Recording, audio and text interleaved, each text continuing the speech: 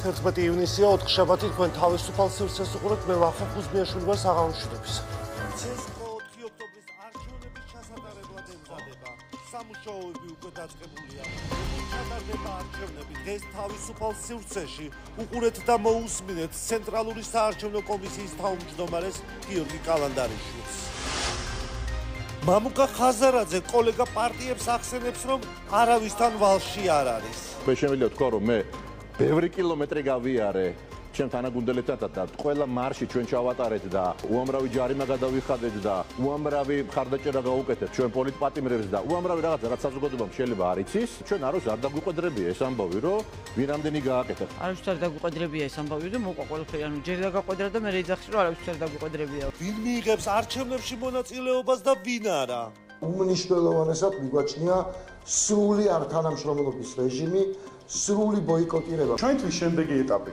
არის ნეიტრალურ კანდიდატებზე შეჯერების საკითხი ყველა შემთხვევაში აგებენ ვინაიდან შესათავაზებელია მომცველობისთვის აი ამ დესტრუქციის და რევოლუციის გარდა არაფერია ამ თემაზე დაპირისპირება დაწყებულია რა იქნება ამ ყველაფრის ფინალი დღეს მოусმინეთ ოპოზიციისა და ხელისუფლების წარმომადგენლებს ხვდებით საღამოს 9-ზე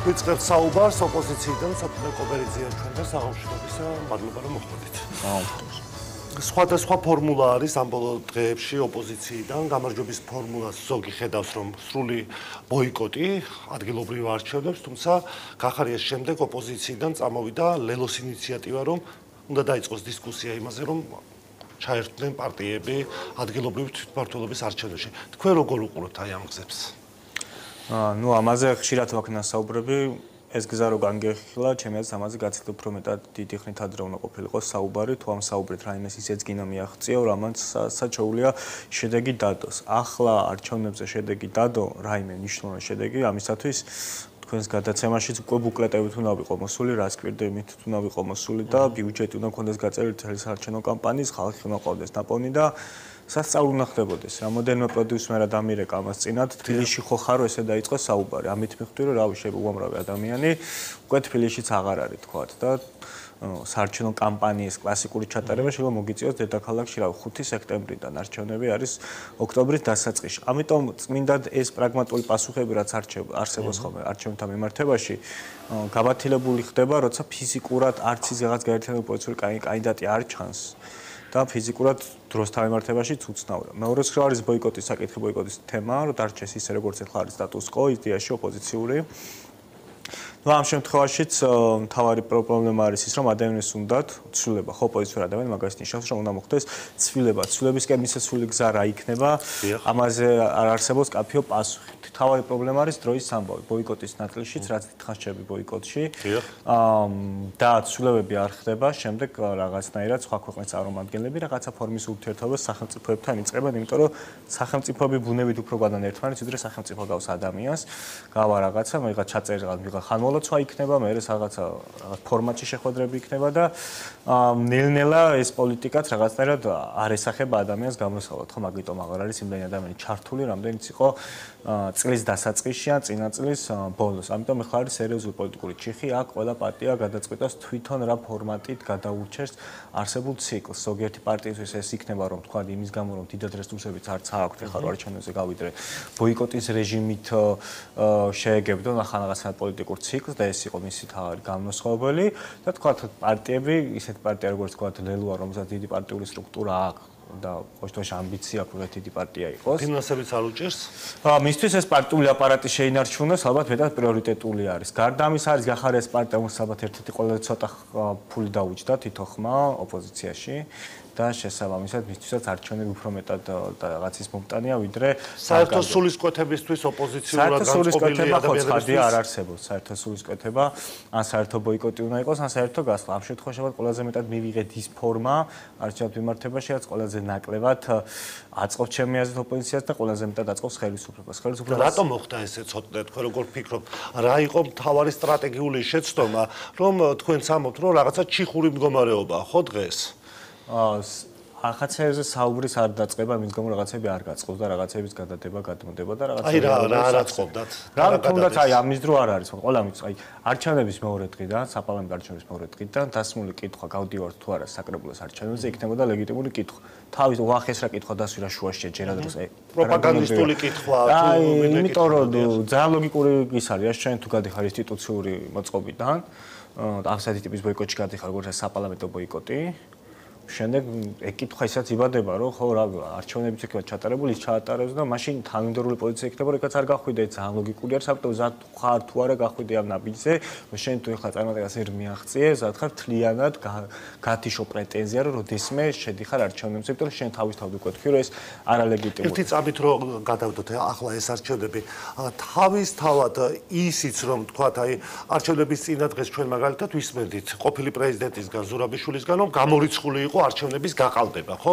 არწმუნებდა საქართველოს მოქალაქეებს, რომ გაყალბება გამორიცხული იყო. მეორე დღეს მივიღეთ მისგან საპირისპირო განცხადება, რომ არჩევნები გაყალბდა. დღეს აი თქვენი გადასახედიდან როგორ უყურებთ, ხომ არ იჩქარა ოპოზიციამ, როცა მიუხედავად იმისა, რომ პრეტენზიები არსებობდა ოპოზიციის მხრიდან არჩევნებთან დაკავშირებით, რომ თქვენს რომ არ ვაღიარებთ ამ შედეგებს, ვაუქმებთ ყველა სიას, ჩახსნეს CSKONASIEები, უარი თქვენს დეპუტატობაზე, მათ შორის თქვენს, ეს ხომ არ იყო დღევანდელი გადასახედიდან შეცდომა, როცა ხედავთ რომ დღეს ეს ჩიხი არის შექმნილი. ნუ პირველი შეცდომა იყო თავიდანვე კამპანიურ ნაწილში, როცა ქართული ოცნება რაღაცა ჩუმუშაობაზე გადავიდა, ახაც ფეხბურთი იყო და აქეთ ხარეს ხოლო საპროტესტო მუხტი ჩაითვალა არჩევნებზე შემომარტივად ფოს გახვიდე და თან როცა იქამდე პოლიტიკის მთელი პრობლემა არის, რომ 4 წლის ციკლის განმავლობაში შენ 3 წელი ამტკიცებ, რომ არჩევნებს აზრი არ აქვს. ბოლო 1 წელი ამ თემაზე ნაკლებ საუბრობ და ბოლო თვეების განმავლობაში ამბობ, რომ შეუძლებელია აქვიდან არჩევნები გააყალბოს და მაგრამ ყველამ აი ჟურნალისტებთან დაწყებიან პოლიტიკოსებთან, ყველამ იცის რომ არჩევნები როგორ ტარდება, ხო, ყველამ იცით ეს სინამდვილეში როგორ ხდება მობილიზირება ხმების და მოზიდვა. და როცა შენ მე ამაზე ბოდიში არ მოიხდი, მაგალითად ბოდიში არ მოიხდი, რომ ყავდა შენი წარმომადგენლები და ის რომ ის ფურცელი ჟონავდა ეს ბოდიში ამოსახდელი, იმიტომ რომ ხალხი ხმა რომელსაც ხელფასებს იღებდნენ იმაში, რომ ეს წოდრონდათ და ეს ამბავი უნდა გავაკეთონ. ყველა მხრიდან ხო პოზიცია და ოპოზიცია. ყველა აქ მე თვითონაც მაგ ვიდეო მაგ ჩაწერილი, რომ თქვენს ხმას ვერავინ არ დაინახავს, მაგრამ აღმოაჩერა დაინახავს, ხო, ჩემ თქოს პოლიტიკოსისთვის ცხადი შეცდომაა და ამისთვის ბოდიში იყო მოსახდელი. აი შედეგების არაღიარება და ის სიტუაცია ქუჩაშია ოპოზიცია, ჩვენ ვხედავთ რომ ერთმანეთის მიყოლებით იღებს ქართული ოცნება, ხო, ყველა კანონს. არ აქვს პრობლემა უცხოეთშიც ვხედავთ რომ არის საქართველოს პრემიერ-მინისტრიც მაგალითად ევროპაში იყო გუშინაც დღესაც ამერიკაში ელჩი დაინიშნა რა პრობლემები შეუქმნა ქართულმა ოპოზიციამ გარდა იმისა რომ ვხედავთ რომ არიან პატიმრები ახალგაზრდები დაკავებულები არიან რუსთაველის გამზირი იკეტება ყოველდღიურად რა ხდება დანარჩენ სიკით რა ხდება პრობლემა არის კი დანარჩენ სიკით რა ხდება ახლა არის გაგრძელება ის მოსაფიქრებელი სტატუს-კვოს დარჩენა არ არის გამოსავალი ესე რომ გაგრძელდეს ეს არის კარგი მე ამის ამჯერა ესე გაგრძელების შემთხვევაში კარგი არაფერი არ არის ხო აგერ სიტყვა რეჟიმი რო თქვა ეგ არის უკვე აკრძალული გადაცემაში და თვითონ ეგ რომ ეგ არის აკრძალული შეიძლება ჩათვალო რეჟიმის ნაწილად და უნდა იხმარო საინფორმაციო გამოშვებებში Okay, Facebook-ზე პოლიტიკოსებმა მაგალითად ლანცღვის გამო ჩივილი დაიწყეს და ეგეთ აფსტერებში გადავედით. ქვეყანა მივიღეთ უარესი, ვიდრე ეს იყო 20-24-მდე. დეპუტაცია რო შესულიყო პარლამენტში, ეს უფრო მომგებიანი იქნებოდა თქვენ როგორ ფიქრობთ, აი გულწრფელი პასუხი მინდა თქვენი, თუ დღეს რა სიტუაციაც არის. ოპოზიცია რომ შესულიყო პარლამენტში, უფრო მომგებიანი იქნებოდა ეს სიტუაცია ოპოზიციისთვის და ოპოზიციურად გამოწყობილი ადამიანებისთვის, თუ დღეს არის. ჩემი აზრით უნდა გადაიხადა თუ ოპოზიციას ეგ ფასი რო არ შესულიყო და ალბათ გადაიხადა იმ ფასითაც რომ შეიძლება ამის გამო სერიოზული პრობლემები აქ ეხადა შეიძლება განადგურდეს ველური პარტია. ანუ ეს ფასი არის არ განადგურდებოდა რომ შესულიყო ოპოზიცია პარლამენტში? ოპოზიცია განადგურდა იმავე წამს როცა მოულოცეთ ადამიანებს გამარჯობა და 15 წუთში თქვით რომ უი რაღაცა მოხდა რაც არ ვიცით და უნდა გავარკვევთ. სინამდვილეში მე ამის ფასი არის როცა შენ თვითონ მოქალაქეს შენ პარლამენტში შეხვალ თუ არა უკვე ნაკლებად ადარდებ და ისეთი იმედგაცრუება და გაბრაზება იყო. მე მის თქმა კი არ მინდა რომ ეს გამოსავალი იყო ან კარგი იყო. მე მის თქმა მინდა რომ ხდება მე რომ გიწევს მაგ ფასის გადახდა და ეგ არის ფასი რის გამოც ეხლა გამარჯვების გზაზეა ოპოზიცია ახლა გამარგინალიზაციის გზაზე არის გონი ალბათ უკვე სიტყვა პოლიტიკა და პოლიტიკის კეთება. წარმოიდგინეთ, პოლიტიკა აკეთო, პოლიტიკური წედება თქვა, პოლიტიკოს სიტყვა თქვა, თითქმის უკვე შეუძლებელია. აი თითქოს საჭადრაკო დაფარვების სულ არ უარჩება, სალაპარაკოც არაფერი აღარ რჩება. პოლიტიკა მოგვდა. ეს პროფესია როგორც ასეთი მარგინალიზდება. ადამიანები, რომელთაც მეტი ინტელექტი აქვს, მეტი ალტერნატიული საშუალებები აქვს, რაღაცა ყავდება სხვა პროფესიებში მიდიან და აქ სერიოზული პრობლემა დგას ადამიანური ხარისხის პოლიტიკურ სპექტრში. რასაც ვხედავთ ჩვენ ოქტომბრის შემდეგ ოპოზიციასა და ხელისუფლებას შორის. თქვენ როგორ ფიქრობთ, გამარჯვებული ვინ არის დღეს? არავინ არ არის ახლა ჩემი აზრით გამარჯვებული. მე თქვას იმის გამო გამარჯვებულია, მე წარმოუდგენელი მგონია. არ გონია რომ ადამიანს ოპოზიცია მოუგო ამით ეს პროცესი ამ პროცესში გამარჯვებული არ არსებობს. არ არის ხო, როგორ უნდა თქვა, გამარჯვებული ვარ, სანამ პატიმრები არიან. როგორ უნდა თქვა, გამარჯვებული ვარ, რა ვიცი, მაგალითად, ჩემი დასამსახურიდან გაუშვეს, მე მცემეს ტელეფონს დამირეკეს მაგინეს და არაფერი არ შეცვლილა ხო გაგზელეს ცხოვრება. გამარჯვებულად და როგორ ვიგრძნობ. ცხადია გამარჯვებული. აი, როდესაც გასაგებია ხელისუფლებასთან გაქვთ თქვენ ოპოზიციური პოლიტიკოსი ხართ და ხელისუფლებასთან გაქვთ თქვენ სტატუს-კო შეცვლა უნდა და ეგ მაგ. ხო, ხელისუფლებასთან გაქვთ პრეტენზიები, გასაგებია, მაგრამ რა გააკეთა თქვათ იგივე აი ოპოზიციამ, როდესაც ამდენი პატიმარი არის, ახალგაზრდა ადამიანია დაკავებული, თქვენც ამბობთ აი ამაზე, რას აკეთებს ოპოზიცია?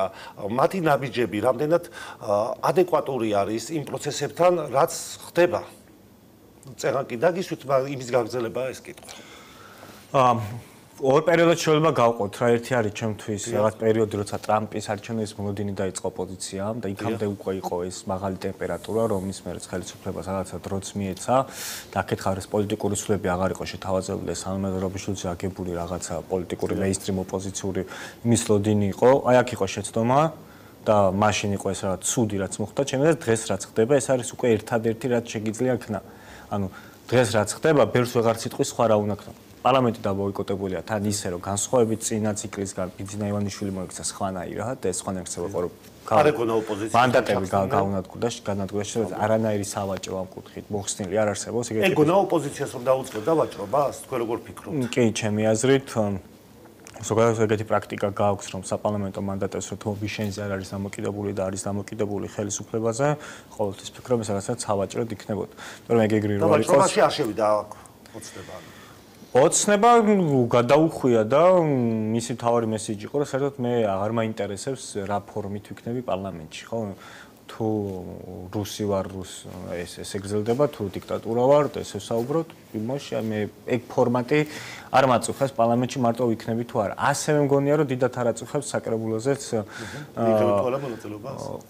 ყოველ შემთხვევაში ვიღაც რომ იყოს ალბათ ურჩევნიათ მაგრამ ახლა არ მიიღებს ყველა ოპოზიციური პარტია მონაწილეობას ამის გამო თმებს დაიწიწკნიან მაგისაც მე ამჯერად დიდათ ეგ რო აღელვებდეთ რაღაცნაირად მინიმუმ ნიკა მელიას არ დაიჭერდნენ ნიკა გვარამიას ახლა არ დაიჭერენ და ზურა ჯაფარიძე სხვა აი ეს პროცესიც ზოგი იხდის ამგირაო ზოგი არ იხდის როდესაც აი აქ ვერ ჩამოყალიბდა და ეს ინდივიდუალური გადასაწყვეტიაო ვირას გააკეთებს და თქვენ რამდენად მართებულად მიგაჩნიათ თუ რაღაცა ტაქტიკა აქვს ოპოზიციას აქაც ხო ერთიანი უნდა იყოს მე მგონია ბუნებრივად იმ ნაწილში რომ მე არ მჯერა რომ შესაძლებელი იქნებოდა ამ სპექტრის გაერთიანება. ეგ რო შესაძლებელი ყოფილიყო ამდენ ხნის განმავლობაში მოხდებოდა. ხო, დიდხანს არის საუბრები რომ მაგალითად ეხლა არის თავარი ბრძოლა, ამ თავარ ბრძოლაში თუ დავმარცხდით, დამთავრებულია ყველაფერი. ეგ თარიღები ხომ მოდის ხოლმე. თუ ამ თარიღებთან მიმართებაში არ მოხდა ეგ გაერთიანება და არ აღნიშნავ ეგ მონაპარკები და მე რა გამოვიდა საუბრები, ვისთვის სიაში რამე შეთანხმება იყო პროგრამის რა იყო პრობლემა ხო? ისიც რაღაც ფინანსები არ აღნიშნავ. თავი ბოლო ისეთ საკვანძო მომენტებში ეგარ შედგა, იმის მერე მე მაგის რწმენა რომ რაღაცა დიდი ერთობა იქნება. არ მქონია, ამიტომ მაგის საუბარი იყო, ანუ თავიდანვე რომ დადებითი, აი მაგალითად ჩვენ გავიმარჯვებთ. ანუ როგორ აყალიბებთ და ოპოზიცია მთავრობას სიყვარული გამოსავალი. რაღაც ეგეთი სიტყვები რო თქვა, ხო ყველაფერი კაია, აი ცუდი ყოფილი რა. აი ზურაბიშვილი ხო კვირდებოდა რომ ჩამოაყალიბებდა მთავრობას და ერთპარტიული არ იქნება გვეუბნებოდნენ ამას. ანუ ეს თავიდანვე ტყუილი იყო, თუ ახლა ვერ თანხდება ოპოზიცია ძალიან მინიმალურ რაღაცებში, მთავრობას როგორ აყალიბებდა ცოტნე? პოლიტიკოსები ძირთადად საუბრობენ სურვილებს. შესაბამისად ეს სურვილი მე დიდად ცდება რეალობას და მე ხა შენ ამას შეხედე რომ თავიდანვე ეს wishful thinking-ი იყო, რაც გინდა ის უნდა იფიქრო, თუ თავიდან ეცხადი ტყუილი იყო, თუ ვერ ქენდა წაგინდოდა. რა ნაწილში ის რომ ეხლა ხელისუფლებას დააკომპლექტებდა ეს ოპოზიცია ხელისუფლებას და იქნებოდა გამართული ხელისუფლება. მარტივ არ ამბავი არ იქნებოდა, მაგრამ ალბათ ეხლა როცა მოიგო თქვა ოპოზიციამ, მაგ შანსს არავინ ალბათ ხელიდან არ გაუშვებდა, მაგრამ კაცმარიც რა იქნება, ეხლა მე მაგის წინასწარმეტყველი ვერ გამოვდგები, მარტივი სიტუაცია ეხლა არ იქნებოდა. ჩემი აზრით თელის ამბავი ეგ იყო, რომ თუ ოპოზიცია საარჩევნო დალაგდებოდა, ეს მესიჯი იქნებოდა, რომ აი არჩევნებამდე მოახერხეთ მაგის დალაგება და მე პრობლემა არ იქნებოდა, მაგრამ ეგეთი რაღაცები არ ხდება. ჯამში ყოველას თავის წონა უნდა ქონდეს და იმ წონით გამომდინარე იჭუბოს, იკამათოს, რაღაცნაირად თავისი უნდა გამოსტყუოს, ეგ ხდება ხო პოლიტიკაში. ეხლა დღეს თავი პრობლემა ის არის, რომ თუ პარტიები არ ხართ ერთად და ჯამში ერთად ყოფნა ნიშნავს, რომ ერთი საეთერო ბადი არ გვაქვს, ერთი ფუფული არ გვაქვს, ერთი ადამიანები უბნებზე გაი ყველაფერი ერთი თუ არ გვაქვს ერთად თუ არ ვიტესტებით არჩევნებზე ერთობას ამბობს არ არსებობს იმიტომ რომ რაღაც მომენტში მე თუ ვიცი რომ თქვენთან მიმართებაში უპირატესობა მაგ დასაფიქსირებელი თუ ეხლაც ეთერში ვლაპარაკობ რომ პირველი ნომერი ოპოზიციური პარტია ან 4 გადალახული პარტია ან ხონიშას ესე იგი უყურებ ხო ჩემსა და სხვა შორის განსხვავებას რაღაც 4 პარტიაზე სხვა შარ მაინტერესებს ის რა ხმები აქვს როცა ამ ნაწილში გადავდივარ ჩემი ყოველთვის мотивация იქნება რომ შენგან განსხვავებული რაღაცა დავანახო ადამიანს რომ უფრო მე მოვეწონო ვიდრე თქვენ ამიტომ თუ ჩათვლი ახლა ბოიკოტს მივაწვევი ეს მოეწონა რომელიმე ამორჩილოს რომ მასზე კონცენტრირდე და არ მაინტერესებდეს სხვა პარტია რა სიტყვის ამ პირიქით რაღაც ახლა ბოიკოტში არ გაცექა ის რაც მე გამომარჩევ სხვებისგან და ეს გავაკეთოთ რა ხან ესეთი ის არ მოხდა გაერთიანება ყველა თავისას რაღაცას შეეცდება მაგრამ ჯამში ერთის და მეორეც ამ წამს არის გადარჩენის პოლიტიკა აი ხვალ რომ თქვათ აი ითხოვს ოპოზიცია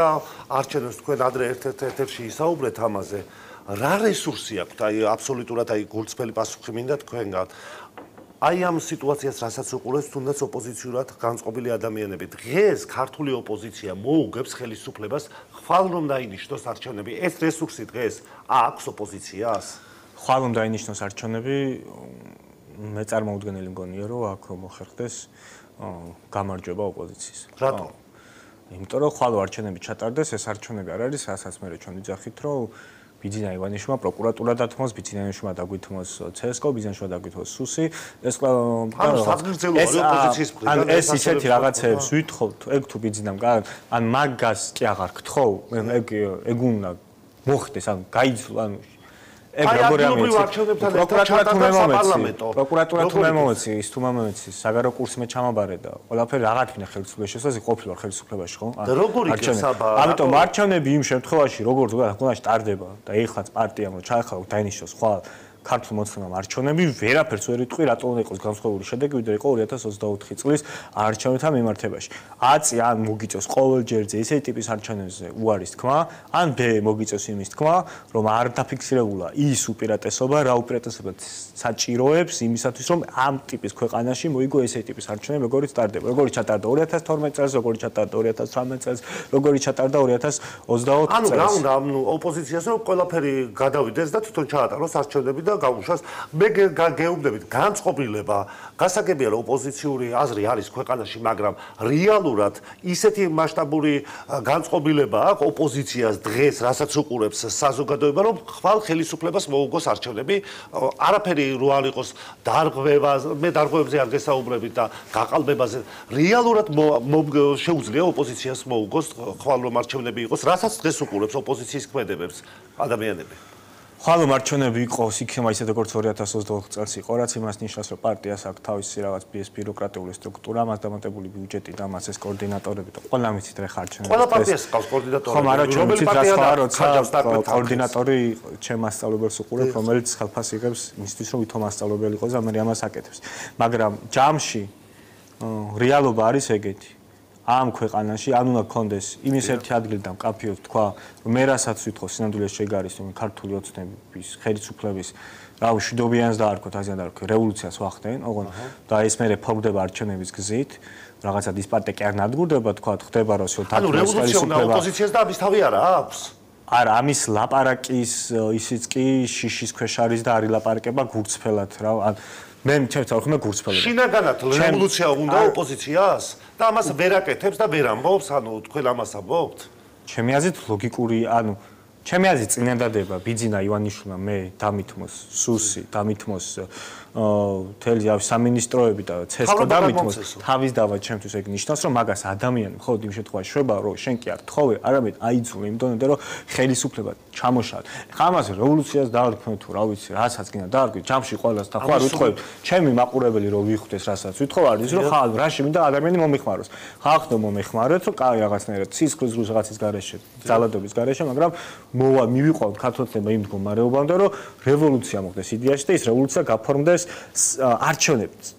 სხვა შემთხვევაში არჩევნებს თუ ატარებს ხელისუფლება, რა ფორმაშიც ის არსებობს, იღებ იგივენაირ არჩევნებს, რაც იყო წინარე არჩევნები. ამ არჩევნებში ხარ თუ არა მზად ოპოზიცია გახვიდე, ეგ ხა მაგალითად კაფეოთ არ მაქვს მოსმენილი. კაფეოთ მაქვს მოსმენილი ვიღაცების გარო საკრებულოს არჩევნებზე არ გავდივარ, თუ ეს არ შეიძლება, მაგრამ არავითარ შემთხვევაში არ გავალ ჩანიშნულ ახალ არჩევნებს, თუ არ შეიცვალა ეს ეგეცა მე მგონია რომ ჩაინიშნოს ახალი არჩევნები ისე რომ არაფერი არ შეიცვალოს, მაინც ოპოზიცია კეთილიანად გავა მაგ არჩევნებზე და მან ალბათ რა ვიხ მე რო ბიძინა უკვე სამგეში მაგას ვიზავდი. ახალ არჩევნებს ეხა ჩავატარებთ.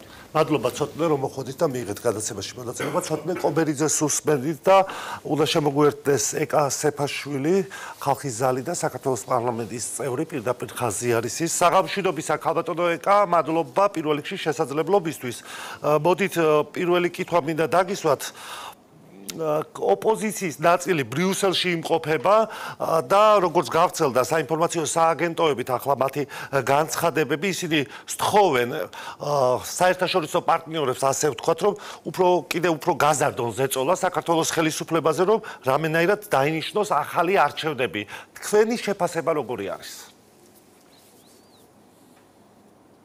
მოგესალმებით, ვახო მივესალმებით ჩვენს ტელემაყურებელს.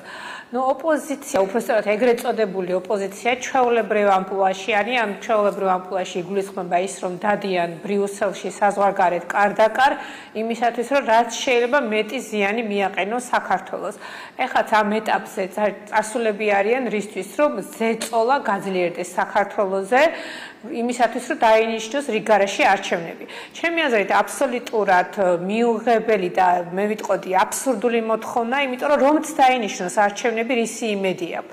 როდესაც 2024 წლის ოქტომბერში გაიმართა არჩევნები, ოპოზიციის, ეგრეთ წოდებული ოპოზიციის წარმომადგენლები ძალიან დიდი აღთხოვანებით საუბრობდნენ იმ ელექტრონულ სისტემაზე, რომელთაც უნდა ჩატარებულიყო არჩევნები, ძალიან გახარებულები იყვნენ ხალხის მობილიზებით, რომ აი რა ბევრი ხალხი მიდის არჩევნებზე, იმიტომ რომ დარწმუნებულები იყვნენ მოგებაში. დარწმუნებულები იყვნენ მოგებაში, იმიტომ რომ მათ ძალიან დიდი დოზით ეხმარებოდნენ ზოგიერთის საერთაშორისო აქტორები, დასავლეთიდან პოლიტიკოსები, ბიუროკრატიის წარმომადგენლები, მათ სასარგებლო განცხადებებს აკეთებდნენ, იგივე ჩვენ ქვეყანაში ზოგიერთი ელჩით მათ მხარდამჭერ წინასაარჩევნო განცხადებებს აკეთებდა. ასევე ძალიან უხვად იყო წინასაარჩევნო კამპანიები, რომელიც უცხოური ფულით იყო დაფინანსებული და ეს ყველაფერი მათ იმედს აძლევდა და ძალიან კარგ ხასიათზეც იყვნენ თუ გახსოვთ.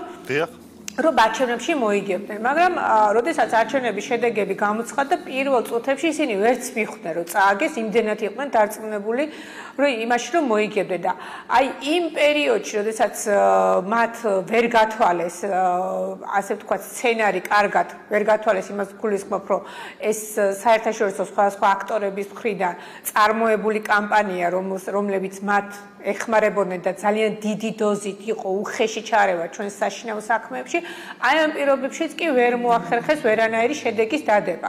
მე შეგახსენებთ, რომ მართლმა პარტიამ მიიღო 54%, მაშინ როდესაც ყველაზე ძლიერმა ოპოზიციურმა პარტიამ მიიღო 11% დაახლოებით. აი წარმოგიდგენთ, რამხელა სხვაობაა.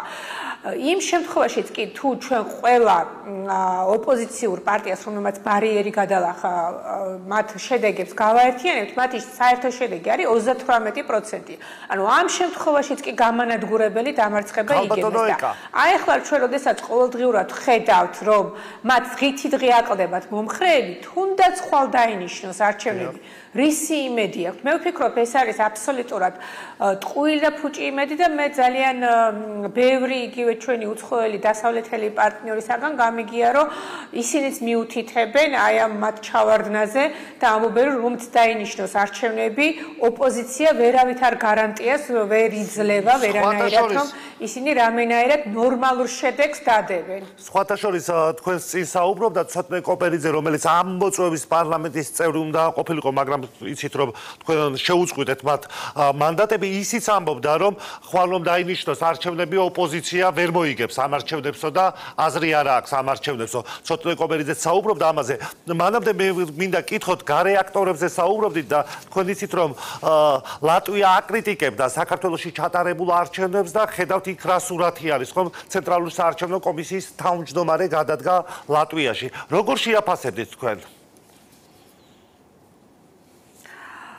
ეს არის, ანუ ასე იგივე ჩვეულებრივი, ასე ვთქვათ, ლატვიის და ზოგადად ბალტიისპირეთის და ზოგიერთი სხვა ევროკავშირის წევრი ქვეყნის, ასე ვთქვათ, ამპარტავნული დამოკიდებულების შედეგი საქართველოს მიმართ.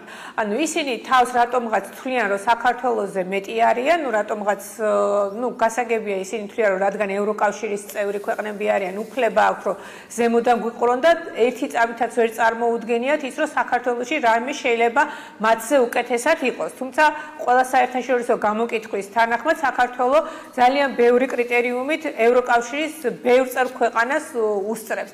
ეს არის ერთ-ერთი ნათელი დადასტურება იმისა, რომ დიახ, საქართველოში ძალიან ბევრი პროცესები იმაზე უკეთესად წარიმართება, ვიდრე ევროკავშირის წევრ ქვეყნებში. და ლატვია, რომელიც ასე მკაცრად და მე ვიტყოდი უტიფრად აკრიტიკებდა საქართველოს და პირდაპირ ერეოდა საქართველოს შინაურ საქმეებში, აი ახლა თვალნათლივ აჩვენა, რომ თვითონაც ასე ვთქვათ მზად არ იყო არანაირად არჩევნებისათვის და ძალიან დიდი მარცხი განიცადა, იმდენად დიდი მარცხი იყო, როგორც ჩანს და იმდენად ბევრი შეცდომა იყო დაშვებული, რომ მათი ცენტრალური საარჩევნო კომისიის თავმჯდომარე იძულებული გახდა, რომ გადამდგარიყო. აი ეს არის სწორედ ის შემთხვევა, როდესაც თვითონ არ აქვს წესიერად სისტემა აწყობილი და სხვას მიუთითებენ. მე ამას მხოლოდ ამპარტავნობას დავარქმევდი სხვას. ვინაიდან გარე ფაქტორებზე ვსაუბრობთ, გუში გახდა ცნობილი, რომ საქართველოს ელჩი და ინიშნება, უпроსტად პრეზიდენტმა უნდა მოაწეროს ხელი ამერიკის შეერთებულ შტატებში. როგორ ფიქრობთ, მიდის ყველაფერი იქითკენ, რომ უბრუნდება საქართველოს და ამერიკის შეერთებული შტატები იმ პარტნიორობას, რომელიცაც ითხოვს საქართველოს ხელისუფლება? რა სიგნალები არის მოკლედ ამერიკის შეერთებული შტატებიდან? პირველ რიგში მე მინდა ხაზგასმით აღვნიშნო, რომ ქალბატონი თამარ ტალიაშვილი არის ძალიან მაღალი დონის პროფესიონალი და მე მივესალმები მის დანიშვნას საქართველოს ელჩად ამერიკის შეერთებულ შტატებში. ის ფაქტი, რომ აი ხა როდესაც ჩვენმა ხელისუფლებამ ამერიკის შეერთებულ შტატებს შესთავაზა ურთიერთობების ცარიერი ფურცლიდან დაწყება, ეგრეთ წოდებული გადატვირთვა და აი ამ პირობებში ჩვენ გვყავს საქართველოს ახალი ელჩი, უბრალოდ გვეყოლება უახლოეს მომავალში და ასევე პენსიაში გავიდა ამერიკის შეერთებული შტატების ელჩი საქართველოში და სავარაუდოდ აქაც ახალ ელჩს გამოუშვებს ამერიკის შეერთებული შტატები. ეს არის, ასე ვთქვათ, ძალიან კარგი დასაწყისი ურთიერთობებისათვის, რომელიც უნდა დაიწყოს ნულიდან, ანუ ასე ვთქვათ, სუფთა ფურცლიდან.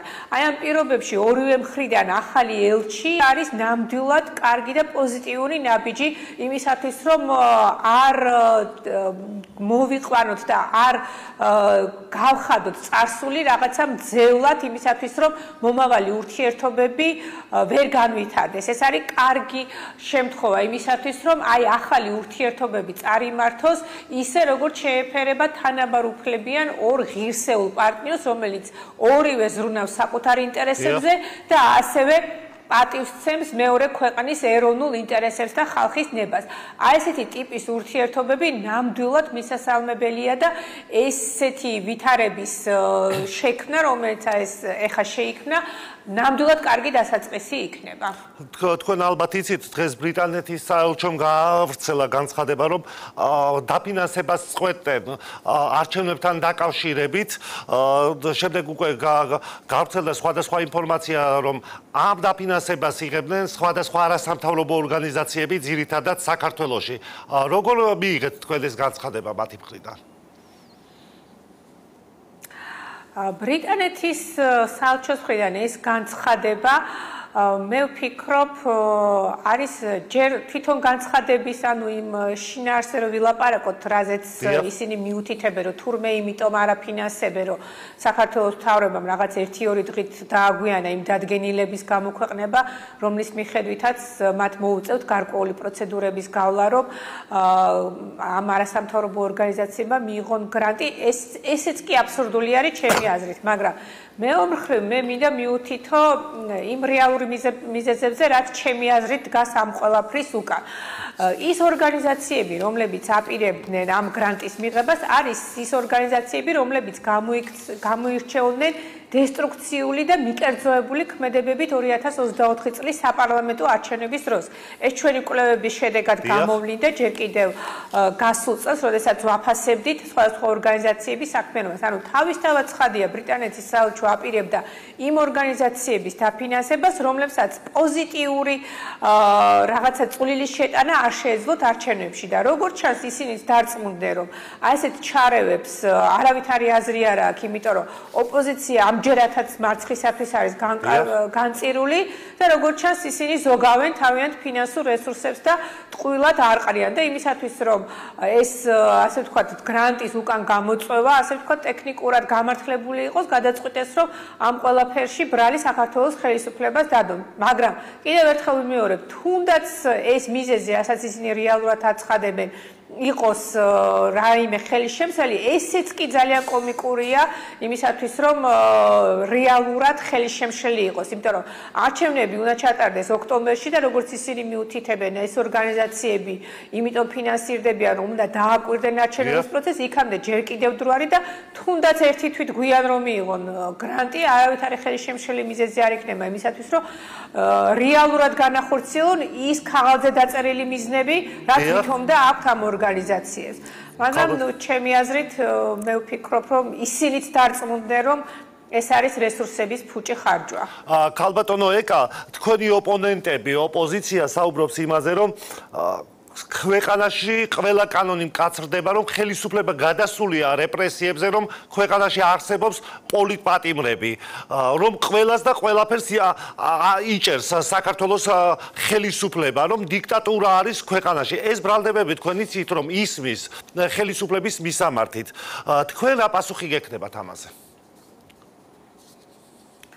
საქართველოში პოლიტპატიმრები დიდი ხანი არ არსებობს 2012 წლიდან და აი ეს ბრალდებები, რა თქმა უნდა, ისევ და ისევ გამიზნულია იმისათვის, რომ საქართველოს რეპუტაციას მიაყენონ ჭრილი და ზოგიერთ დასავლელ პოლიტიკოს თუ ბიუროკრატს მისცენ სალაპარაკო მასალა. ხა ჩვენ მაგალითად გავიხსენებ ეგრეთ წოდებულ მეგობარ აქტს, სადაც სწორედ აი ესეთ აბსურდულ და თითიდან გამოწვეულ და ხელოვნურად შექმნილ მიზეზებზე ჰქონდათ აქცენტი გაკეთებული. პოლიტპატიმრები, ეს ხალხი, რომლებიც პასუხისგებაში არიან მიცემული, რა თქმა უნდა, არ არიან, ისინი დაჭერილი არიან საქართველოს კანონმდებლობის მიხედვით კონკრეტული ქმედებებისათვის, ძალადობისათვის, ქონების დაზიანებისათვის და ასე შემდეგ. და მე გავიხსენებ 2023 წელს სტრასბურგის სასამართლოს მიერ გამოქვეყნებულ გადაწყვეტილებას ნიკამელიას საქმესთან დაკავშირებით, სადაც აღნიშნულია, რომ ეს არის პრეცედენტული გადაწყვეტილება და იქ წერია, რომ დაუშვებელია რომელიმე პოლიტიკოსმა პოლიტიკური მიზეზების გამო უარი თქვას კანონების შესრულებაზე. ეს არის აბსოლუტურად გაუმართლებელი. წინააღმდეგ შემთხვევაში მიუთითებენ სტრასბურგის მოსამართლეები, რომ ეს გამოიწვევს მართლმსაჯულების მთელი სისტემის თავდაყენებას ნებისმიერ ქვეყანაში. აი ეხაც აღნიშნულ ვითარებაში, როდესაც ისინი ცდილობენ, რომ სხვადასხვა მოძალადეები, რომლებმაც სხვათა შორის პოლიტიკური ლიდერებისაგან წაქეზებით, იგივე საზღვარგარეთელი და დასავლელი ზოგიერთი აქტორების წაქეზებით ჩაიდინეს რეალური კონკრეტული დანაშაული. და ეხა ისინი იძულებული არიან პასუხი აგონ კანონის წინაშე, მაშინ როდესაც ლიდერები დასეირნობენ საზღვარგარეთ ბრიუსელში და ისევ და ისევ მავნებლობენ ქვეყნის წინააღმდეგ. ზოგი ლიდერიც ციხეშიც არის ქალბატონო ეკა საგამოძიებო კომისიაში არ მისulis გამო და შემდეგ გირაოს არ გადახდის გამო, ხო? დიახ, ესეთ პოლიტიკური მიზეზები ვერანაირად ვერ იქნება, მათ როგორც ჩანს ძალიან ეშინიათ თუნდაც ინტერვიუს ფორმით პასუხი გასცენ იმ კითხვებს, რაც კომისიას გააჩნია და როგორც ჩანს არჩიეს ჩამჯდარი იყვნენ ციხეში და კიდევ ერთი რაღაცა დამატებითი ვითომ და დაძაბულობის კერა შეექმნათ, ანუ მათი წარმოდგენით, რადგან პოლიტიკოსი არის ციხეში, ეს ნიშნავს, რომ ის პოლიტპატიმარია. სინამდვილეში მათ რეალურად ჩადენილი აქვთ კანონის დარღვევა, რომელიც გულისხმობს კომისიაზე გამოუცხადებლობას და მეორე კუთხით რომ შევხედოთ, რატომ ეშინიათ მათ კომისიაზე გამოცხადების? ასე ძალიან ეშინიათ კითხვების, რომ ურჩევნიათ ციხეში იყვნენ? რატომ ეშინიათ კითხვებზე პასუხის გაცემა?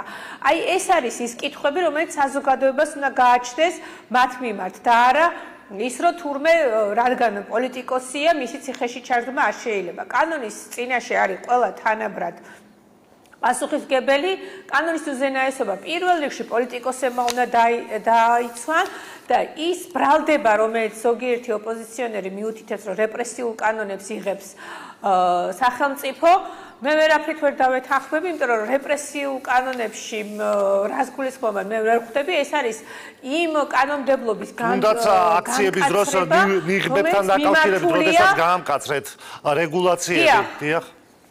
დიახ.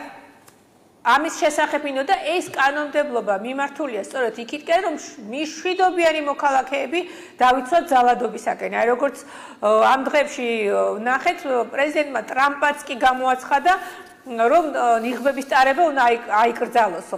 ანუ თუ ადამიანი აპროტესტებს მშვიდობიანად, მას რა თქმა უნდა არავითარი საფრთხე არ ემუქრება, ხოლო თუ ჩადის დანაშაულს, ისვრის მოლოტოვის კოქტეილს, ფეირვერკს, აზიანებს კერძო თუ მუნიციპალურ ქონებას და თან ამასთან უნდა რომ არ დაისაჯოს და თავის ვინაობას მალავს ნიღბის საშუალებით, ანუ ეს მისაღები არის, ანუ არ უნდა დაისაჯოს ესეთი ადამიანი, თუ ის დანაშაულს ჩადის და სხვა ადამიანის სიცოცხლეს თუ ჯანმრთელობას ემუქრება. თუ მას მშვიდობიანი პროტესტის სურს, მაშინ მას არავითარი, ასე ვთქვათ, სადამსჯელო ღონისძიებები არ ემუქრება. მშვიდობის პროტესტის მშვიდობიანი გამოხატვა ნებისმიერ ქვეყანაში დაშვებულია, რა თქმა უნდა, საქართველოშიც და ეს უფლება გარანტირებულია. საქმე ეხება უბრალოდ ძალადობის წინააღმდეგ ბრძოლას. და ამ ძალადობის წინააღმდეგ ბრძოლის ერთ-ერთი მეთოდია სწორედ ის, რომ ადამიანს, რომელიც ძალადობას ჩადის, მოვთხოვოთ, რომ ნიღაბი არ ეკეთოს, რომ ადვილად მოხდეს მისი იდენტიფიცირება, იმიტომ რომ ჩვენ გვახსოვს, როდესაც ეს ძალადობრივი აქციები გაიმართა, საზოგადოებისაგან იყო ასეთი მოთხოვნები, რომ რატო არ დაიჭირეთ მოძალადეები, აი ძალადობა განხორციელდა ამის მიმართ, იმის მიმართ, მაგრამ მათი იდენტიფიცირება და ჩვეულებრივი, ანუ აშკარა სამხილების მოპოვება ამ შემთხვევაში რთულდება, სულ რომ დარწმუნებით ვიცოდეთ, რომ ესა თუ ის პიროვნება ჩაიდინა დანაშაული, თუ მტკიცებულება არ გვექნება, რა თქმა უნდა, მართლმსაჯულების წინაშე ვერც პროკურატურა წარადგენს და ვერც მოსამართლე ვერ გამოიტანს შესაბამის გადაწყვეტილებას. ასე რომ მე ვფიქრობ, ეს არის დანაშაულის და ძალადობის პრევენციისაკენ მიმართული კანონმდებლობა და არა, ასე ვთქვათ, რეპრესიული კანონმდებლობა.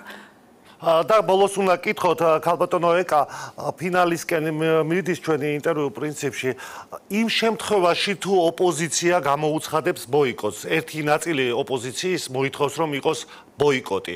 ვხედავთ მეორე ნაწილსაც, რომელსაც სურს, რომ მიიღოს მონაწილეობა ამ არჩევნებში. მიღების შემთხვევაში რა ხდება, რომ ოპოზიცია მიიღოს არჩევნებში მონაწილეობა და იმ შემთხვევაში თუ იქნება ბოიკოტი, რა მოხდება? თქვენი ანალიზი როგორი არის? მე ვფიქრობ, ისინი მიიღებენ თუ არ მიიღებენ მონაწილეობას ამ არჩევნებში ძალიან დიდი გავლენა ამას პოლიტიკურ პროცესებზე არ ექნება, იმიტომ რომ მათ ბოიკოტი, ასე ვთქვათ, უკვე გამოაცხადეს, როდესაც 2024 წლის საპარლამენტო არჩევნების შედეგად მიღებულ მანდატებზე უარი ვთქვით, როგორც ხედავთ, ქვეყანა არ დანგრეულა, პოლიტიკური ცხოვრებაც გრძელდება, საქართველოს პარლამენტი აგრძელებს მუშაობას და სწორედ ასევე გააგრძელებს საკრებულოები მუშაობას, თუ ისინი არ მიიღებენ მონაწილეობას. ხო, თუ მიიღებენ, რა თქმა უნდა, მე დარწმუნებული ვარ, რომ მხოლოდ მცირეოდენი ადგილების მიღება შეძლებენ და ასევე მათი გავლენაც მნიშვნელოვანი არ იქნება პოლიტიკურ ცხოვრებაზე. ასე რომ მათ უნდათ მიიღონ, ანუ მიიღებენ ამ არჩევნებში მონაწილეობას, შედეგი იქნება ის, რომ ქვეყანა გააგრძელებს განვითარებას და გააგრძელებს ასევე ადგილობრივ დონეზე ფუნქციონირებას და თუ ასე ვთქვათ, ისინი უარს აცხადებენ იმ ხალხის დობის გამართლებაზე, რომელიც ჯერ კიდევ ასე ვთქვათ, ყავთ მომხრეების სახით, ეს უკვე მათი პრობლემა არის და მათი პოლიტიკური ნება არის, როგორ მოიქცევიან. მადლობა ქალბატონო ეკა ჩართვისთვის. ეკა სეფაშვილს უსმენდით, პარლამენტის წევრს, ხალხის ძალიდან და ცენტრალური საარჩევნო კომისიის თავმჯდომარე გიორგი კალენდარიშვილის შემოგვერთა სამშვიდობისა. ბატონო გიორგი, მადლობა რომ მოხვედით. 115 დღე დარჩა, თუ არ ვწდები არჩევნებამდე, ყოველ შემთხვევაში ასე დავითვალე. დღეს უკვე რა სიტუაცია არის ცენტრალურ საარჩევნო კომისიაში? რა ვითარებაა, რა ხდება? მოგესალმებით ვახოს აღამშვიდობის, მივესალმები ჩვენს მაყურებელს. დიდი მადლობა მოწვევისთვის და დროის დათმობისთვის, იმიტომ რომ არჩევნები არ არის მხოლოდ კენჭისყრის დღე. არჩევნები არ არის მხოლოდ წინასწარი ორთვიანი მოსამზადებელი, ესე ვთქვათ, წინასაარჩევნო პერიოდი. ეს არის ძალიან დიდი ციკლი, სამუშაოების ძალიან დიდი ციკლი, სხვადასხვა ეტაპი იმისათვის, რომ ზუსტადაც რომ იმ ერთი დღისთვის საარჩევნო ადმინისტრაცია და მათ შორის არა მხოლოდ ჩვენ, არამედ ჩართული მხარეები სათანადო კომპეტენციების თვალსაზრისით მოემზადონ. შევახსენებ ჩვენს მაყურებელს, რომ 4 ოქტომბერს გაიმართება მუნიციპალიტეტის არჩევნები, როდესაც შესაბამის მაჟორიტარულ ოლქებში რეგისტრირებულ ამომრჩევლებს ექნებათ შესაძლებლობა აირჩიონ თავიანთი სასურველი მერობის კანდიდატი და ასევე საკრებულოში, როგორც პროპორციული, ასევე მაჟორიტარი წევრები. ამ მიზნით კი ჯერ კიდევ გასული წლიდან, როდესაც ჩვენ შევაჯამეთ პარლამენტის არჩევნები, მეორე დღიდანვე დაიწყო აქტიური მზადება ამ არჩევნებისთვის. მათ შორის უნდა აღვნიშნო, რომ 1 იანვრიდან 15 ივლისამდე მიმდინარეობს იმ პოლიტიკური პარტიების რეგისტრაციის პროცესი, რომლებსაც პარლამენტში არ ყავთ წარმომადგენელი და ასევე არ ქონიათ გასული წლის საპარლამენტო არჩევნებისას რეგისტრაცია, რის თაობაზე ჩვენ არაერთხელ პროაქტიულად გაგვიკეთებია შესაბამისი განცხადება, თუმცა კიდევ ერთხელ ვისარგებლებ თქვენი ეთერის მეშვეობით, მივმართავ ყველა შესაბამის პოლიტიკურ სუბიექტს, რომლებიც ამ კრიტერიუმებში არ ჯდებიან, რომ იხელმძღვანელონ კანონმდებლობით გათვალისწინებული ვადებით მომართონ კომისიას, წარადგინონ შესაბამისი მხარდაჭერთა ხელმოწერები და გაიანონ რეგისტრაცია ასეთი სურვილის არსებობის შემთხვევაში, იმიტომ რომ ეს პროცესი უკვე 1 იანვრიდან მიმდინარეობს, 14 ივლისი არის დედლაინი, ბოლო ვადა იმისთვის, რომ ასეთი განცხადებები წარმოდგეს და უნდა აღვნიშნო, რომ ამ კუთხითაც შესაბამისი პროცესი უკვე დაწყებულია, ერთი პოლიტიკური პარტია რეგისტრირებულია, ერთი საბუთები რეგისტრაციის პროცესში არის, შემოწმების სათანადო პროცედურები ხორციელდება. ამას გარდა სამზადისის ერთ-ერთ მნიშვნელოვან ნაწილს წარმოადგენს ჩვენი ინსტიტუციის ერთ-ერთი პრიორიტეტი, რომელიც უკავშირდება ზოგადად საკადრო პოლიტიკის გაუმჯობესებას, ამ თვალსაზრისით ჩვენ ვახორციელებთ არაერთ საგანმანათლებლო პროგრამას და მინდა გითხრათ, რომ ცოტა ხნის წინ დასრულდა ადმინისტრატორის კურსები, რომლის ფარგლებშიც 9500-მდე პირმა დაინტერესებულმა პირმა წარმატებით გაიარა სრული კურსი ამ პროექტის, რაც თავისუფლად ნიშნავს იმას, რომ ეს წარმოადგენს პოტენციურ ბაზას, პოტენციურ პირებს იმ ადამიანებისას, რომლებიც შემდგომ ჩაერთვებიან საბუნებისმეტყველო საარჩევნო კომისიებში და მინდა აღვნიშნო, რომ წინა წლების სტატისტიკას თუ შევხედავთ, ნახავთ, რომ საკმაოდ მაღალი პროცენტი არის ასეთი ტიპის საგანმანათლებლო პროექტებიდან კომისიებში ჩართულობისა და დასაქმების. ამასთანავე მინდა აღვნიშნო, რომ მიმდინარეობს საბუნებისმეტყველო საარჩევნო კომისიის პოტენციურ წერთა სერტიფიცირების პროცესი. ეს არის ბოლო ფაზა რომელიც ამ თვალსაზრისით ხორციელდება, იმიტომ რომ უკვე დასრულდა საარჩევნო ადმინისტრატორის მოხელი სერტიფიცირება, დასრულდა საარჩევნო კომისიის ხელმძღვანელ პირთა სერტიფიცირება, საუბარია რა თქმა უნდა პოტენციურ პირებზე, რომლებსაც შემდგომ თავიანთი სურვილისა და კონკურსში სათანადო პირობების დაკმაყოფილების შემთხვევაში ექნება შესაძლებლობა დასაქმდნენ საარჩევნო კომისიებში და მესამე ფაზა, რომლის ფარგლებშიც ათასობით ადამიანმა მოგმართა და საკმაოდ მაღალი არის დინამიკა წარმატებით ჩაბარების ამ გამოცდების.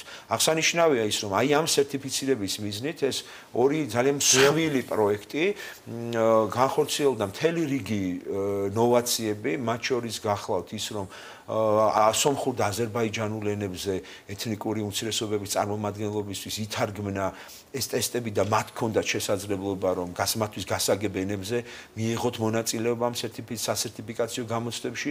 მეორე და მნიშვნელოვანი გახლავთ ის, რომ განსხვავებით თქვა წინა პერიოდებისა, თქვა თუ რაღაც რამდენიმე ლოკაციაზე ხორციელდებოდა 37 ლოკაციაზე მთელი ქვეყნის მასშტაბით უზრუნველყავით ხელმისაწვდომობა ამ სასერტიფიკაციო ცენტრების შექმნით, სადაც მათ ჰქონდათ თავისუფლად გამოცდაში დარეგისტრირებისა და შემდგომ მონაწილეობის მიღების შესაძლებლობა და მესამე და მნიშვნელოვანი ეს გახლავთ ის, რომ შევქმნით სპეციალური ონლაინ პლატფორმა ჩვენი სწავლების ცენტრთან ერთობლივად, რომლის ფარგლებშიც ნებისმიერ დაინტერესებულ პირს ჰქონდა მომზადების შესაძლებლობა და სადაც იმიტირებული პლატფორმა იყო წარმოდგენილი ზუსტად გამოცდის, რაც თავის მხრივ აძლევდა იმ უნარების გამომუშავების შესაძლებლობას, რომელიც გამოცდაზე სრულყოფილად მონაწილეობისთვის არის მნიშვნელოვანი.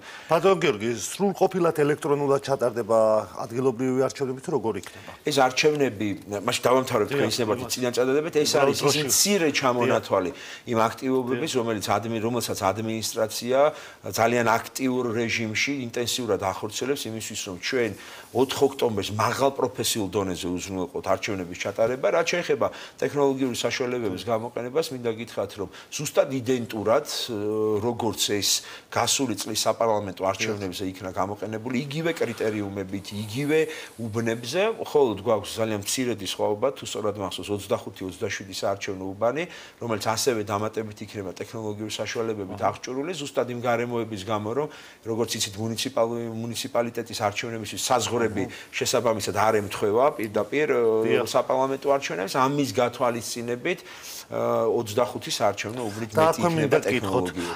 სხვა მხრივ ერთ-ერთი იქნება. მე ვიცი, რომ თქვენ ცენტრალურ საარჩევნო კომისიის ადმინისტრაციას წარმოადგენთ, რომელი პარტია მოგმართა თქვენთვის მნიშვნელობა არ აქვს, თქვენ კანონმდებლობით უნდა იმოქმედოთ, მაგრამ ჩვენ ვიცით, რომ ოპოზიციის ნაწილმა არ იცის მიიღეთ თუ არა მონაწილეობას ამ არჩევნებში და როდემდე არსებობს ეს ვადა, როდესაც ცენტრალურ საარჩევნო კომისიას შეუძლია ამა თუ იმ პარტიამ მიმართოს მონაწილეობას თუ არა არჩევნებში. სწორად აღნიშნეთ, ჩვენ მოქმედებდით და ვიმოქმედებთ კანონმდებლობის შესაბამისად, ნებისმიერი პოლიტიკური გაერთიანება, რომელიც სურვილს გამოთქვამს და მომართავს კომისიას, რა თქმა უნდა, კანონმდებლობის შესაბამისად განხორციელდება სათანადო რეგისტრაციის პროცედურების განხორციელება. ამ კუთხით გვაქვს ორი ვადა.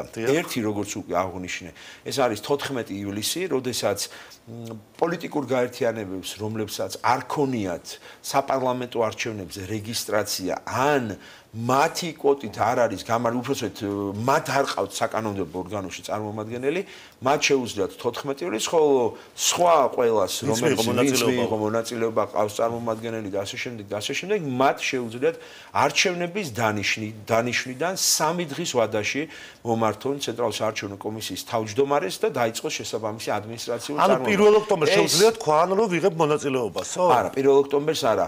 ეს არის როგორც გითხარით, კანონით პირდაპირ განსაზღვრული არის ფაქტობრივად პირველი შაბათი დღე ოქტომბრის, როდესაც ჩატარდება თვითმმართველობის არჩევნები, თუ ეს 4 ოქტომბერი თუ რა 4 ოქტომბერი არის, შესაბამისად ნიშნავს, რომ 60 დღით ადრე უნდა დაინიშნოს შესაბამის ინსტიტუტების მიერ არჩევნები, რაც ნიშნავს იმას, რომ დაახლოებით 4-5 აგვისტოს დაინიშნება და ამას დავუმატოთ 3 დღე, როდესაც ამ 3 დღის განმავლობაში ანუ აგვისტომდე არ ყოველ შემთხვევაში დრო. ასე პარტიებს ვინც მიიღო მონაწილეობა. 8-9 აგვისტომდე გამოდის ეს ვადა, როდესაც შეუძლიათ დრო ფიქრისთვის, ანუ კიდევ ერთი საკითხი არის სიების დაზუსტება, ეს როდის იღებს ხოლმე უკვე ცენტრალური საარჩევნო კომისიას, კონკრეტულად რამდენი ამორჩეველი არის საქართველოში, ხო ეს განახლდება ეს მონაცემები? ეს არის ცოცხალი ორგანიზმი, ესე რომ ვთქვათ, იმიტომ რომ არა მხოლოდ არჩევნების პერიოდში, არამედ მთელი წლის განმავლობაში, მაგალითად წლის განმავლობაში 4-ჯერ შესაბამისი უფლებამოსილი ინსტიტუტები და ასეთი დაახლოებით 5-6 ინსტიტუცია არის, სერვისების სააგენტო, სხვადასხვა სამინისტროები, რომლებიც გვაწვდიან ჩვენ მათ ხელთ არსებულ განახლებულ ინფორმაციას ამ მომრჩეველთა სიებთან დაკავშირებით და არჩევნების პერიოდში უკვე არის კიდევ დამატებითი ვადები იმისთვის, რომ კვლავ განახლებული მონაცემები მათ შორის სპეციების შედგენასთან დაკავშირებით შესაბამისმა ინსტიტუციებმა წარმოგვიდგინონ. ეს იქნება დაახლოებით კენჭისყრის დღემდე, სადღაც 16-18 დღით ადრე, როდესაც უკვე ორი კვირით ადრე დაახლოებით, როდესაც უკვე საბოლოო სურათი იქნება ამასთან დაკავშირებით. თუმცა როგორც უკვე გითხარით, ეს არის მუდმივი პროცესი, ფაქტობრივად ყოველდღიურად ინსტიტუცია მუშაობს მოწოდებული ინფორმაციის აკუმულირებაზე, დამუშავებაზე. და ასე ჩვენი როლი ამ შემთხვევაში არის ძალიან მინიმალისტური, იმიტომ რომ სხვადასხვა უფლებამოსილი ორგანოები, როგორც უკვე თქვი, თავისი კომპეტენციების შესაბამისად, იქ არის ვიღაც 18 წლის შესულდა, სამწუხაროდ ვიღაც გარდაიცვალა, სამწუხაროდ ვიღაცამ რეგისტრაციის მისამართი შეიცვალა და ასე შემდეგ გახდა, ვიღაცამ პირიქით დაკარგა და ძალიან ბევრი ფაქტორი არის, რომელთა აკუმულირების შედეგად ხორციელდება ამ მრჩეველთა სიების ფორმირება. კიდევ ერთი ერთ-ერთი თავარი თქვათ შემოტევა რის გამოც ხშირად ცენტრალური საარჩევნო კომისიას აკრიტიკებდა ოპოზიცია გასული არჩევნების შემდეგ, როდესაც ჩატარდა არჩევნები, ეს იყო რომ ბიულეტენმა გაჟონვა, ხო? თუ არ ვიცი რა ქვია მას, გაჟონვას ასახელებდნენ, ხო? ახლა რომ აი ამ არჩევნებზე ეს თემა არ იყოს, თქვათ, სალაპარაკო, რამე ზომები თუ მიიღო ცენტრალურმა საარჩევნო კომისიამ და რას აკეთებთ? მადლობა ვახო რომ შეეხეთ ამ საკითხს, იმიტომ რომ ეს საკითხი აბსოლუტურად უსაფუძვლოდ, უაპელაციოდ წარმოაჩინეს სხვადასხვა დაინტერესებულმა მხარეებმა იმდაგვარად, რომ თითქოს ეს იყო რაღაც გაყალბების ერთ-ერთი და მთავარი საფუძველი, მაშინ როდესაც არანაირი შემხება, არანაირი მტკიცებულება, რომ ვინმე თუნდაც ერთი ადამიანის ხმა იყო იდენტიფიცირებული და სადმე ფარულობა დაირღვა. ამ ყველაფერმა გაიარა საარჩევნო ადმინისტრაციის ინსტანციები, ამ ყველაფერმა გაიარა სასამართლო ინსტანციები, ამ ყველაფერთან დაკავშირებით არაერთი ექსპერტიზა ჩატარდა, მიმდინარეობს პროკურატურაში გამოძიება ამ საკითხთან დაკავშირებით და არა მხოლოდ ამ საკითხთან, სხვა ყველა იმ ბრალდებასთან მიმართებაში, რომელიც არჩევნების შედეგების გამოცხადების შემდგომ იქნა, ესე ვთქვათ, манипуляციურად პირდაპირ ვთქვათ, წარმოჩენილი იმისთვის, რომ შექმნილი იყო აღქმა საზოგადოებაში, რომ თითქოს არჩევნები გაყავდა და უკვე 5 თვე გავიდა არჩევნების შეჯამები და არჩევნების ჩატარებიდან და დღევანდელ დღემდე გვესმის მხოლოდ ესე ზედაპირულად ბრალდებები, რომ თითქოს რაღაც გაყავდა, თითქოს რაღაც ფარულობა დაირღვა, გაჟონა, ასე შემდეგ და ასე შემდეგ, მაშინ როდესაც არანაირი მტკიცებულება საგამოძიებო ორგანოში არ ყოფილა, იმიტომ რომ გაყალბება არის ძალიან მძიმე ბრალდება და ეს სისხლის სამართლის პასუხისმგებლობის საკითხი არის და ესე აქ უდანაშაულობის პრეზუმპცია არის და მთელი რიგი საკითხები შემოდის, რომელიც არავის აძლევს იმის უფლებას, რომ ესე უაპელაციოდ, ესე უსაფუძვლოდ ყოველივე მტკიცებულებების გარეშე დააბრალოს ვინმეს და ამხელა ინსტიტუციას და საუბარი არის 54000 ადამიანზე, რომელმაც ადმინისტრირება გაუწია ამ პროცესს და რატომ საუბრობ 54000, იმიტომ რომ იქ არიან ნახევარი თითქმის, ნახევარზე მეტი პოლიტიკური პარტიების მიერ დანიშნული წევრები იყვნენ, რომლეთაც შემაჯამებელ ოქმებში, იგივე განსხვავებული აზრებში არ დაუფიქსირებიათ იქ რაიმე ისეთი არსებითი პრობლემები, რომელსაც შეეძლო რაიმე გავლენა მოეხდინა პოლიტიკურ შედეგზე, ან ზოგადად პროცესზე, ისევე როგორც დაუბრუნდები ეუთო ოდირს, სადაც საარჩევნო ადმინისტრაცია ერთ-ერთი თუ არა ერთადერთი ის ინსტიტუტი არის, რომელთა საქმიანობაზე დადებითად არის საუბარი, მათ შორის კენჭისყრის დღის ადმინისტრირების ნაწილში. მე გულწრფელად გეტყვით, იქ საუბარი არის დარღვევებზე, იქ საუბარი არის გარკვეულ მიგნებებზე, წუხილებზე, მაგრამ ეს არის ეუთო ოდირის დასკვნა ნებისმიერი ქვეყნიდან, რომელიც არ უნდა აიყოთ, ამას ჩვენ იგივე ნახავთ. ხო, ეს არის ჩვეულებრივ პროცესის თამდევი ნაწილი, როდესაც ასეთი დიდი ადამიანური ფაქტორი და მასშტაბი არის პროცესში მონაწილე, ეს რა თქმა უნდა იქნება, მაგრამ აქ მთავარი არის ის, რომ ეს დარღვევები არ იყოს არსებითი ხასიათის და მას არ კონდეს პროცესზე, შედეგებზე გავლენის მოხდენის შესაძლებლობა. ეს არის ამის რა თქმა უნდა, დიახ, მაგრამ თუ კიდევ ერთხელ ვამბობ, რომ ჩვენ ვიყავით ის ინსტიტუტი, რომელმაც მე პირადად გენერალურ პროკურატურას ვივმართე წერილობით, იმიტომ რომ გვესმოდა ბრალდებები, მაგრამ ამ ბრალდებების მიღმა არ იყო არანაირი მტკიცებულებები წარმოდგენილი, რომელიც დაადასტურებდა, ახსნიდა დაადგენდა ჭეშმარიტებას და ჩვენ რა თქმა უნდა შუალედური ანგარიში იყო რამდენადაც ცნობილია იყო შუალედური ანგარიში პროკურატურის იქ იყო საუბარი იმაზე რომ არანაირი მტკიცებულებები არ იყო წარდგენილი და ჩვენ ახლა გვესმის კარგად რომ ეს არის გარკვეული აღქმების ჩამოყალიბების მცდელობა და გარკვეულწილად ორი კურდღლის დაჭერის მცდელობა ერთი რომ დისკრედიტის ინსტიტუცია კითხვის ნიშნის ქვეშ დადგეს ლეგიტიმაცია და შედეგები გასული წლის არჩევნები და ამით იმავდროულად დარტყმის ქვეშ მოექცეს თვითმმართველობის არჩევნები, რომ თითქოს ის რომ წინ არჩევნებზე რაღაც მოხდა და რაღაც სასწაული ჩაატარა ინსტიტუციამ და ამის გამძლეობა ეს რომ აღარ იყოს მოკლედ სალაპარაკო ამოწურვანი არის გამჭვირვალე საქმიანობა და ვერავინ იტყვის იმას რომ რომელიმე ჩვენი მოქმედება, რომელიმე ჩვენი ნაბიჯი იყო დახურულ კარს მიღმა. პირდაპირ მნიშვნელობითაც და არაპირდაპირ მნიშვნელობით. რას ნიშნავს ეს ის რომ მთელი გასულ წლის განმავლობაში ჩვენ შექმნილი ქონდა მთელი სამუშაო პლატფორმები, სადაც ჩართულ მხარეებთან ერთად განვიხილავდით ამ საკითხებს და თუ კი ვინმეს რაიმე წუხილი ქონდა, რეკომენდაცია ქონდა, მოსაზრება ქონდა, ამას ვითვალისწინებდით. ესე არის ახლა ცოტა ხნის წინ მე მქონდა საერთაშორისო ორგანიზაციების და საელჩოების წარმომადგენლებთან შეხვედრა, იქაც ვისაუბრეთ იმაზე, მათ მივაწოდე განახლებული ინფორმაცია მიმდინარე სამზადისთან მიმართებაში, მათ შორის თუ რაიმე იყო გამოკვეთილი რეკომენდაციები, წუხილები და ასე შემდეგ, ჩვენ მზადა ვართ, ვიყავით ვართ, მომავალში ძღია ვართ, ასეთი ნებისმიერი ჯანსაღი კონსტრუქციული ფორმის თანამშრომლობაზე. და მათ შორის ამ შეხვედრაზე ჩვენ და ჩვენი სამზადისის ერთ-ერთი ნაწილი არის, რომ მიმდინარე წელს არაერთი სამართლებრივი ცვლილება კომპეტენციის ფარგლებში, რა თქმა უნდა, უფლებამოსილების ფარგლებში მივიღეთ CESCO-ს შესაბამის სამართლებრივ აქტებში, დადგენილებებში, განკარგულებებში, რომლითაც გარკვეულწილად გამოვეხმაურეთ გასული წლის არჩევნებზე გამოკვეთილ საკითხებს. ეს იყო ტექნიკური, პროცედურული, თუ ასე შემდეგ და ასე შემდეგ, მათ შორის თქვენს მიერ დასახელებულ საკითხს. ამ საკითხს გამოვეხმაურეთ იმიტომ კი არა, რომ ის პრობლემური იყო და რეალურად რაიმე პრობლემას ჰქონდა ადგილი და რეალურად რაიმე ხარულობა დაირღვა. არამედ იმიტომ, რომ ზოგიერთმა დაინტერესებულმა მხარემ ამ საკითხის სპეკულაციურად წარმოწევა და წამოჭრა უზრუნველყო, მათ შორის იმ პირთა მონაწილეობით, რომლებმაც ასევე კანონსაწინააღმდეგოდ კენჭისყრის დღეს უზრუნველყვეს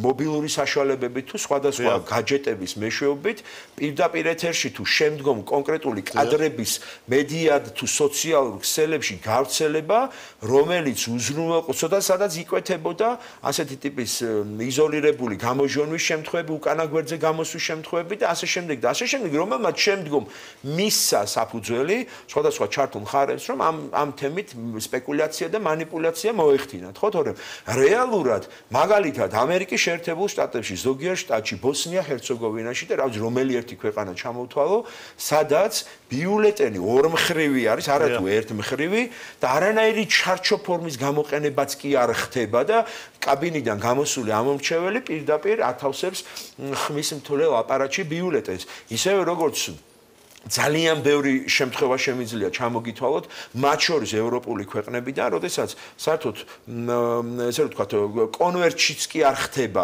ბიულეტენის ჩადება, ტრადიციული არჩევნების ნაწილზე ვსაუბრობ და პირდაპირ მიდის ამომრჩეველი ათავსებს გამჭვირვალე საარჩევნო ყუთში და იქვე თუ დგას დამკვირვებელი თავისუფლად შეუძლია დაინახოს და იდენტიფიცირება მოახდინოს ვისმის სახმა. ჩვენ შემთხვევაში ეს არც ერთ შემთხვევაში არ მომხდარა, მაგრამ ჩვენ როგორც პასუხისმგებლიანი ინსტიტუცია მოახდინეთ რა იდენტიფიცირება, რომ ეს არის საფრთხე იმისა, რომ ამ არჩევნებზეც ეს საკითხი თითქოს უწყინარი საკითხი არ მოხდეს ისევ სპეკულაციურად წარმოჩენა ამ მიზნით. უზრუნველყავით რა, რომ სპეციალ ქაღალდის საფარი იქნება დაფარებული ხმისთველ აპარატზე. დიახ, ეს სხვათაშორის ძალიან გასაკვირი იყო ვენდორი კომპანიისთვის, იმიტომ რომ 30-ზე მეტ ქვეყანაში აკეთებს ახდენს არჩევნების მოდერნიზებას და არც ერთ ქვეყანაში მსგავსი ტიპის ესე ვთქვათ საჭიროებასთანაც კი ანუ ეს თემაც ამოწურული იქნება.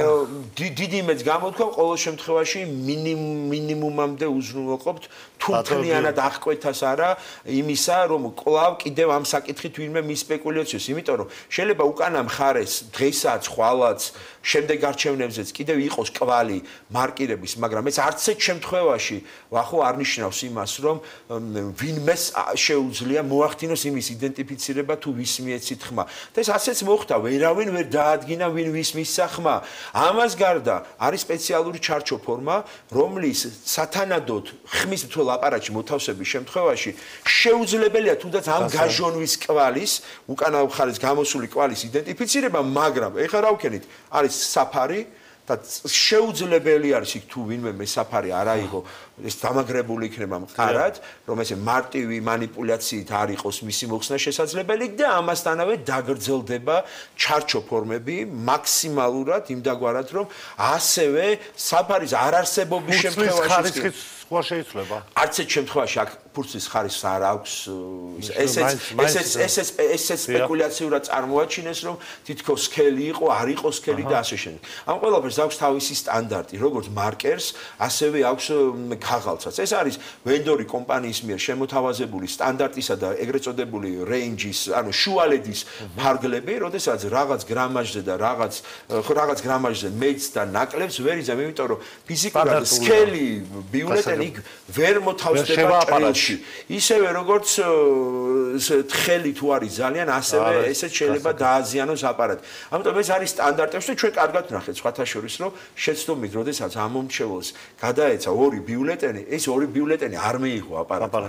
რაც კიდევ ერთხელ მიუთითებს იმაზე, რომ იქ მეტი სქელი რო გაგვეკეთებინა, ეს შეუძლებელია. ამასთანავე მარკერი ხო, რომელიც გახსოვთ როგორი სპეკულაციურად წარმოაჩინეს თითქოს იქ სმარტმატიკი ეწერა, არ ეწერა, წინა დღეს თითქოს შეიცვალა, ну 1000 რაღაც უსაფუძვლო ბრალდებები, მაგრამ არ არის აქ მარკერს.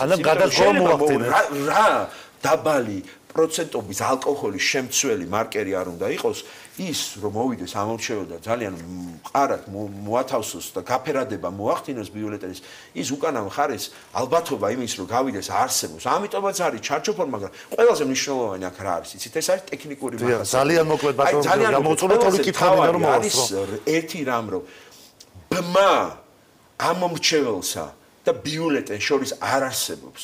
როგორც ესე ვთქვა და არსებობს პრეზიდენტის არჩევნებისას, როდესაც საარჩევნო კოლეგიის წევრი სახელი და გვარი პირდაპირ დატანილი არის ბიულეტენზე და პირობითად ვთქვათ ვახტანგ ხუზმიაშვილი თუ გახლავთ საარჩევნო კოლეგიის წევრი, ყველა გაიგებს, მთელი კოლეგია, მთელი ქვეყანა, ვის მიეცით თქვენ ხმა და ბმა დღეს ამომრჩეველმა გიორგი კალანდარიშვილმა ვის მისცა ხმა, ვერასდროს, ვერც ერთ ეტაპზე ვერ გაიგებს.